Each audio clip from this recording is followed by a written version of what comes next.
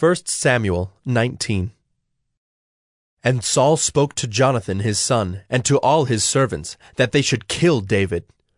But Jonathan, Saul's son, delighted much in David. And Jonathan told David, Saul my father seeks to kill you. Therefore be on your guard in the morning. Stay in a secret place and hide yourself. And I will go out and stand beside my father in the field where you are. And I will speak to my father about you. And if I learn anything, I will tell you.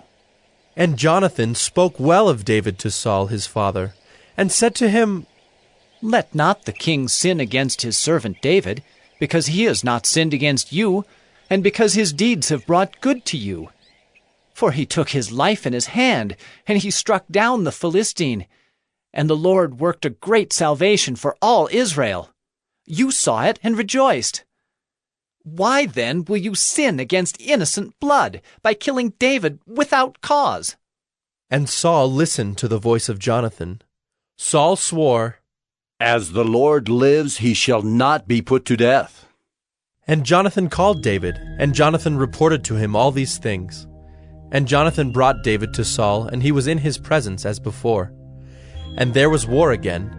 And David went out and fought with the Philistines, and struck them with a great blow, so that they fled before him. Then a harmful spirit from the Lord came upon Saul, as he sat in his house with his spear in his hand. And David was playing the lyre. And Saul sought to pin David to the wall with the spear, but he eluded Saul, so that he struck the spear into the wall. And David fled and escaped that night. Saul sent messengers to David's house to watch him, that he might kill him in the morning. But Michal, David's wife, told him, If you do not escape with your life tonight, tomorrow you will be killed. So Michal let David down through the window, and he fled away and escaped. Michal took an image and laid it on the bed, and put a pillow of goat's hair at its head, and covered it with the clothes. And when Saul sent messengers to take David, she said, He is sick. Then Saul sent the messengers to see David, saying, Bring him up to me in the bed, that I may kill him. And when the messengers came in, behold, the image was in the bed, with the pillow of goat's hair at its head. Saul said to Michal, Why have you deceived me thus, and let my enemy go, so that he has escaped? And Michal answered Saul, He said to me, Let me go. Why should I kill you? Now David fled and escaped, and he came to Samuel at Ramah, and told him all that Saul had done to him. And he and Samuel went and lived at Naioth. And it was told Saul, Behold, David is at Naioth in Ramah. Then Saul sent messengers to take David. And when they saw the company of the prophets prophesying, and Samuel standing as head over them, the Spirit of God came upon the messengers of Saul, and they also prophesied. When it was told Saul, he sent other messengers, and they also prophesied. And Saul sent messengers again, the third time, and they also prophesied. Then he himself went to Ramah, and came to the great well that is in Secu, and he asked, Where are Samuel and David? And one said, Behold, they are at Naioth in Ramah. And he went there to Naioth in Ramah, and the Spirit of God came upon him also. And as he went, he prophesied until he came to Naioth in Ramah. And he too stripped off his clothes, and he too prophesied before Samuel, and lay naked all that day and all that night. Thus it is said, Is Saul also among the prophets? 1 Samuel 20. Then David fled from Naioth in Ramah, and came and said before Jonathan, What have I done? What is my guilt? And what is my sin before your father, that he seeks my life? And he said to him, Far from it. You shall not die. Behold, my father does nothing, either great or small, without disclosing it to me. And why should my father hide this from me? It is not so. But David vowed again, saying, Your father knows well that I have found favor in your eyes, and he thinks, Do not let Jonathan know this, lest he be grieved. But truly, as the Lord lives, and as your soul lives, there is but a step between me and death. Then Jonathan said to David, Whatever you say, I will do for you. David said to Jonathan, Behold, Tomorrow is the new moon, and I should not fail to sit at table with the king, but let me go, that I may hide myself in the field till the 3rd day at evening. If your father misses me at all, then say, David earnestly asked leave of me to run to Bethlehem his city, for there is a yearly sacrifice there for all the clan.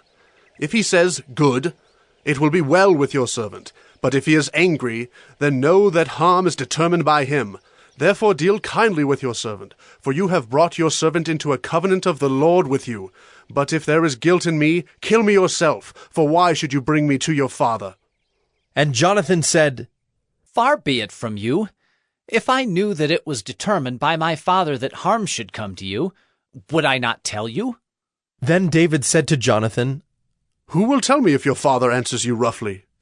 And Jonathan said to David, Come, let us go out into the field. So they both went out into the field.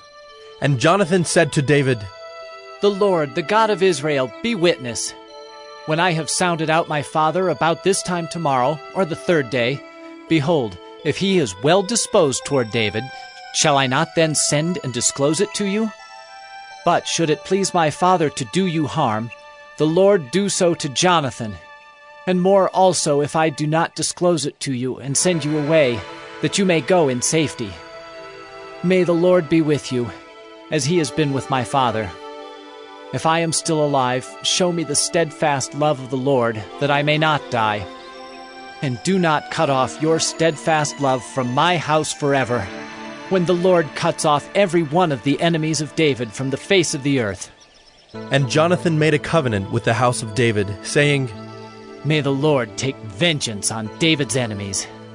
And Jonathan made David swear again by his love for him, for he loved him as he loved his own soul. Then Jonathan said to him, Tomorrow is the new moon, and you will be missed because your seat will be empty. On the 3rd day, go down quickly to the place where you hid yourself when the matter was in hand, and remain beside the stone heap. And I will shoot 3 arrows to the side of it, as though I shot at a mark. And behold, I will send the young man, saying, Go, find the arrows. If I say to the young man, Look, the arrows are on this side of you, take them. Then you are to come, for as the Lord lives, it is safe for you, and there is no danger. But if I say to the youth, Look, the arrows are beyond you, then go, for the Lord has sent you away. And as for the matter of which you and I have spoken, behold, the Lord is between you and me forever. So David hid himself in the field. And when the new moon came, the king sat down to eat food. The king sat on his seat, as at other times, on the seat by the wall. Jonathan sat opposite, and Abner sat by Saul's side. But David's place was empty.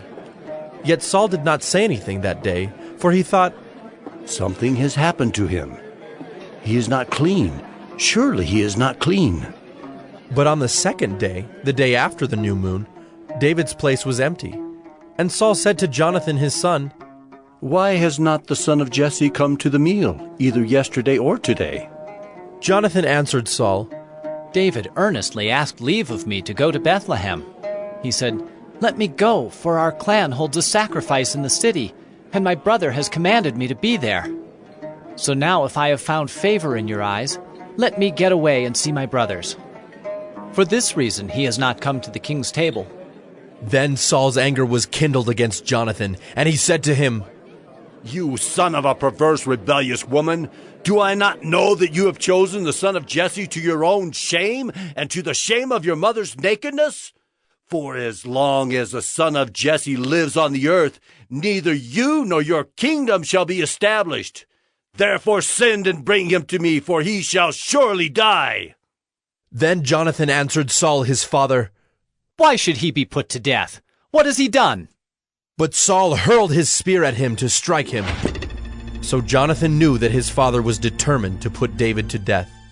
And Jonathan rose from the table in fierce anger and ate no food the 2nd day of the month, for he was grieved for David, because his father had disgraced him. In the morning Jonathan went out into the field to the appointment with David, and with him a little boy. And he said to his boy, Run and find the arrows that I shoot. As the boy ran, he shot an arrow beyond him. And when the boy came to the place of the arrow that Jonathan had shot, Jonathan called after the boy and said, Is not the arrow beyond you? And Jonathan called after the boy, Hurry! Be quick! Do not stay! So Jonathan's boy gathered up the arrows and came to his master. But the boy knew nothing. Only Jonathan and David knew the matter. And Jonathan gave his weapons to his boy, and said to him, Go and carry them to the city. And as soon as the boy had gone, David rose from beside the stone heap, and fell on his face to the ground, and bowed 3 times. And they kissed one another and wept with one another, David weeping the most. Then Jonathan said to David, Go in peace, because we have sworn both of us in the name of the Lord, saying, The Lord shall be between me and you, and between my offspring and your offspring, forever. And he rose and departed, and Jonathan went into the city.